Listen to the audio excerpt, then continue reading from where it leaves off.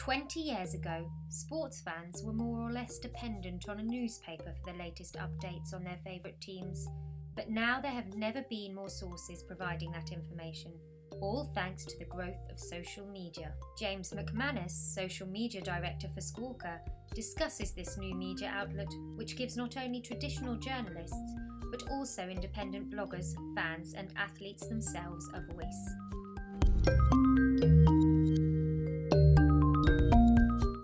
Hugely, it's created a different environment, it's created a different platform for discussion.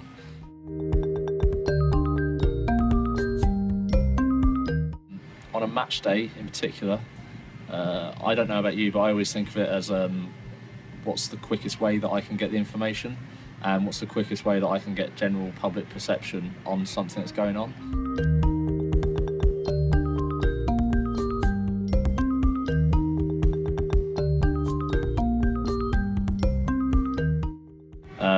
Live blogs are good, but they're curated.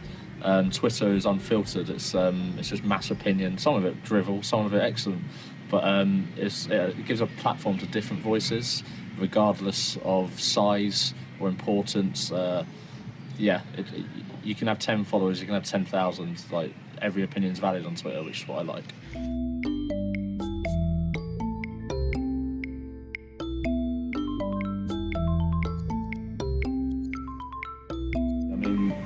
A lot of companies are almost scared of social media. Like, they treat it with baby gloves. They're very aware of what they put out there. They're very boring, essentially. You should be allowed to take risks on social media.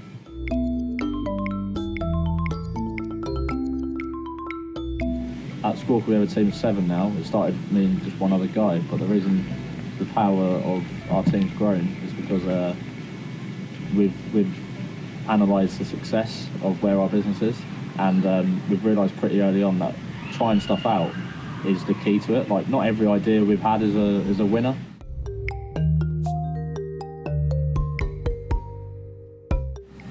We used to do things like, I look back on some of the things we did 2 years ago and I cringe, but the fact that we did it and were allowed to do it is important. Like, we used to do things like caption competitions and with photos that we thought were funny, but they bombed. So, but now we know not to do them. Like, it's trial and error, basically, and just being given the freedom to express yourselves.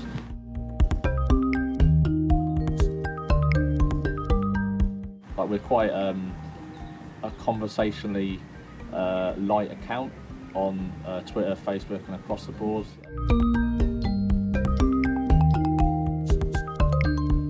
It's hugely important because if you tweet one guy once, then you bought his brand loyalty for life.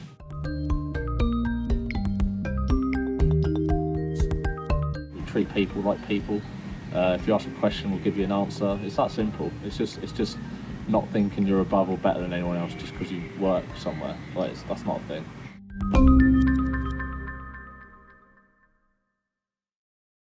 Always know your topics. Always prepare. Preparation is key. It makes execution just a matter of fact. Like, it's just a thing, another step. But do your homework, basically. And here are James's top 5 tips for standing out on social media. Number 1, take risks. Number 2, analyse your successes and failures. Number 3, be consistent. Number 4, value your followers. And number 5, preparation is key. Now you're just a click away from getting social.